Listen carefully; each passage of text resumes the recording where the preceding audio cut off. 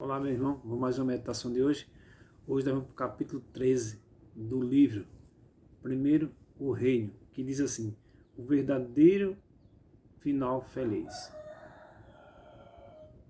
Tem uma frase que fala aqui, nesse livro, que diz assim: as coisas mais importantes que há em qualquer relacionamento não é aquilo que se obtém, mas aquilo que se dá.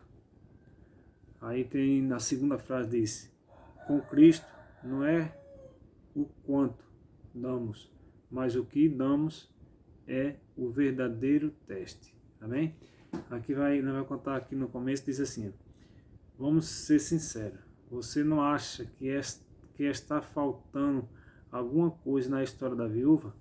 Leia novamente o relato em Mateus capítulo 12, versículo 41 ao 44. O que está falando nessa história? É claro, um final emocionante. Não queremos ser desrespeitosos com a palavra de Deus, mas você não acha que uma narrativa de entrega tão grandiosa merecia um final mais impactante? Afinal, ela entregou tudo o que possuía ao templo do Deus de Israel.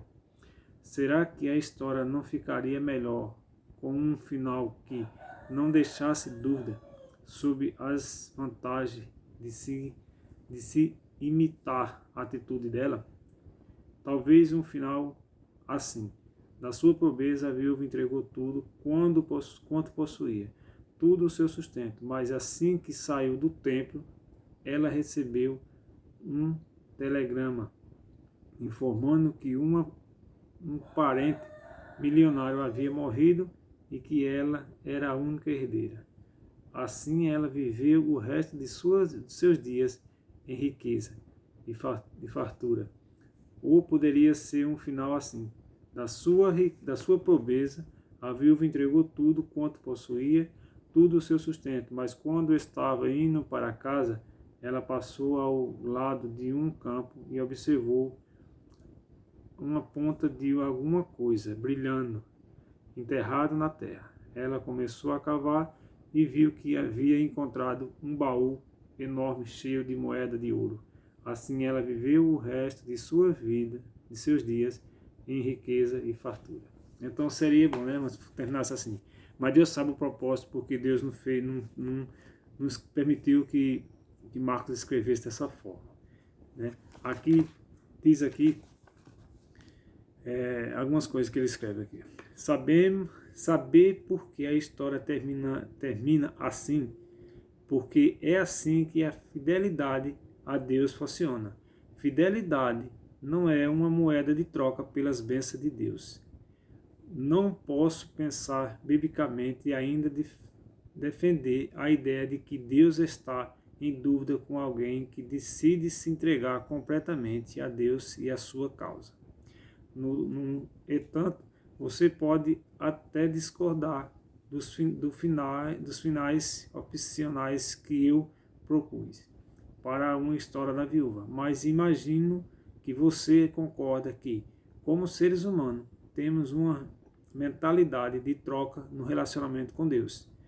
Nossa mente funciona assim: faço boas coisas na vida cristã, obedeço o máximo e o que esperamos e o que esperado de mim é, por isso mereço receber bênção e cuidado divino.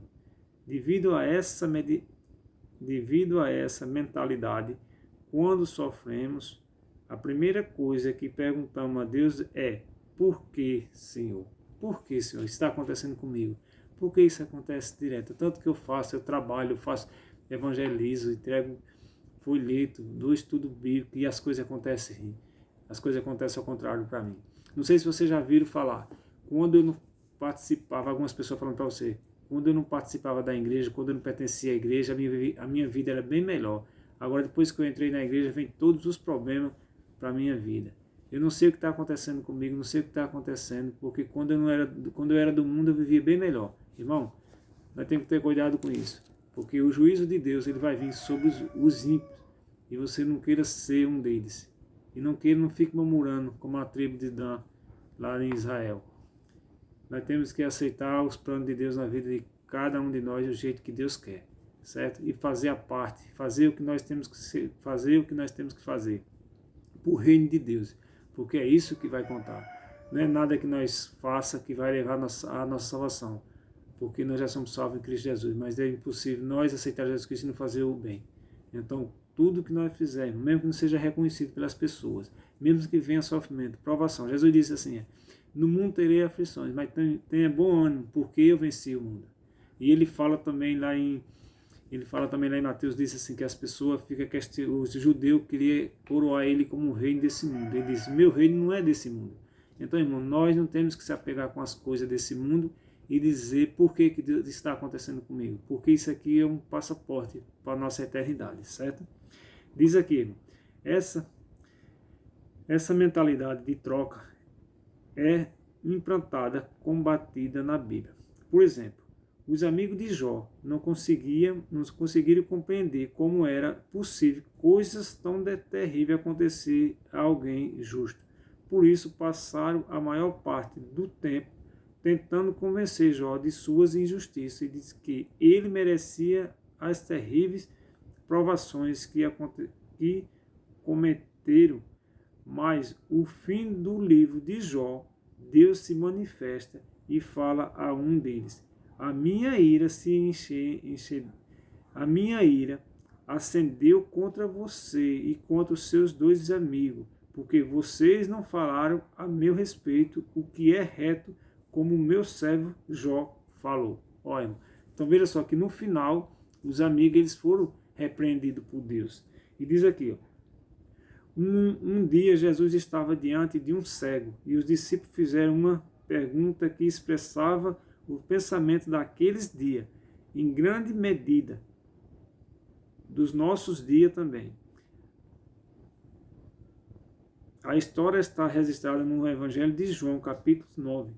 Quando Jesus caminhava, viu um homem cego de nascença, e os seus discípulos lhe perguntaram, Mestre, quem pecou para que este homem nascesse cego? Ele ou os pais dele? Havia uma crença entre os judeus de que o cego de nascença estava determinado a ser um pecador e que sofria antecipadamente o castigo devido por sua vida futura de pecado. Esse pensamento derivava da crença de que havia o merecimento de bênção ou maldição pelos atos cometidos.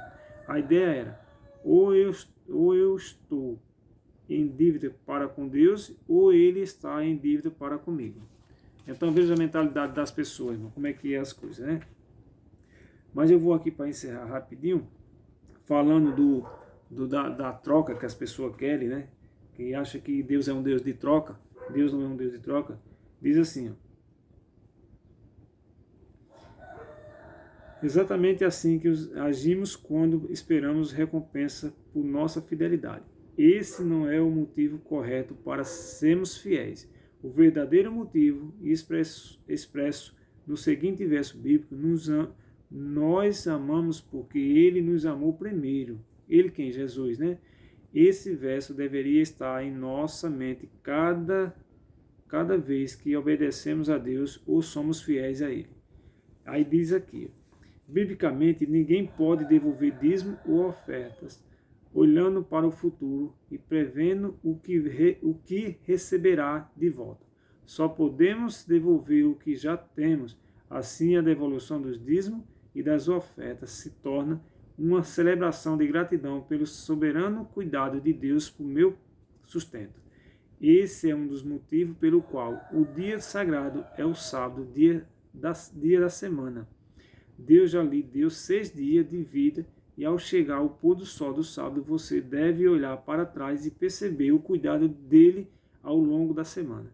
Assim, o sábado será um dia de celebração do que já recebemos e não uma expectativa do que Deus me deve por eu guardar mais um sábado na vida.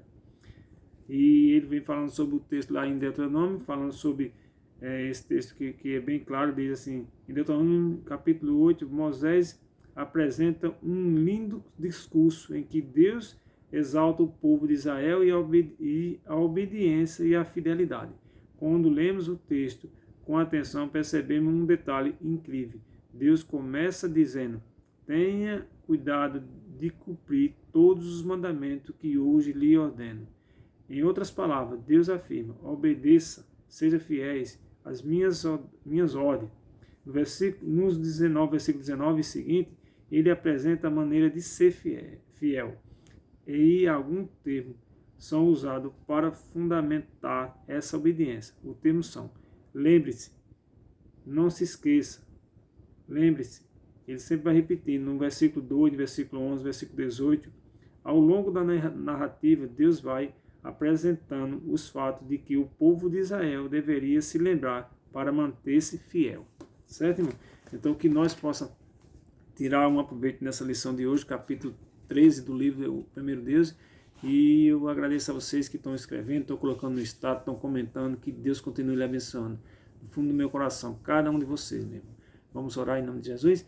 Oremos. Maravilhoso Deus e Pai Todo-Poderoso, muito obrigado, Senhor Jesus, por mais um dia que estamos na Tua presença. A graça e a misericórdia do Senhor esteja na vida de cada um de nós. Nós te pedimos e te agradecemos em nome de Jesus. Amém.